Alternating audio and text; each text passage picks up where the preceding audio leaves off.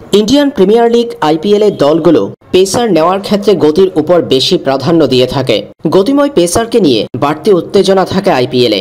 ওমরান মালিক, মায়াঙ্ক ইয়াদাব, মাথিসা পাতিরানা, জোফরা আর্চার কিংবা Endrick Nortje, গতির তারকাদের নিয়ে বাড়তি কদর দেখা যায় আইপিএল এর দলগুলোর। ইনজুরিতে পড়ার পরেও জোফরা আর্চারকে বিশাল মূল্যে দলে ভিড়িয়েছিল মুম্বাই। বরাবরই পেসার নেওয়ার ক্ষেত্রে ভেরিয়েশন আর গতির দিকে নজর থাকে দলটির। নেতা আম্বানির দল মুস্তাফিজুর রহমানকেও দলে ভিড়িয়েছিল ভেরিয়েশনের জন্য। এবার মুম্বাই ইন্ডিয়ান্সের সামনে মেগা নিলাম থেকে এমন গতির পেসারকে দলে ভেড়ানোর লক্ষ্য থাকবে।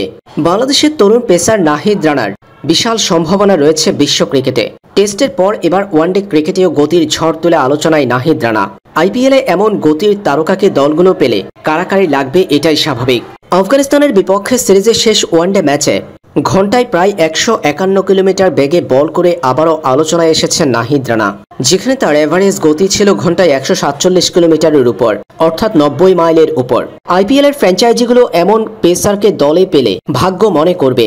কদিন আগে ভারত সফরে বাংলাদেশ দলের হয়ে বল হাতে গতির ঝড় তোলায় নাহিদ রানাকে নিয়ে আইপিএল এর সম্ভাবনার কথা জানিয়েছিল ভারতের বেশ কিছু সাংবাদিক।